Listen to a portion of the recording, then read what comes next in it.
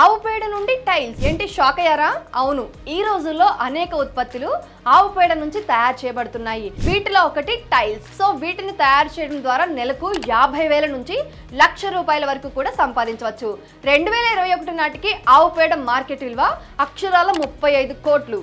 మరియు ఇది ప్రతి సంవత్సరం పెరుగుతుంది. అయితే ముఖ్యంగా ఈ రోజుల్లో కాంక్రీట్ తో ఇల్లు నిర్మిస్తున్నప్పుడు ఆవు పేడతో తయారు చేసిన టైల్స్ ను మన ఇళ్లలో వాడుకోవచ్చు.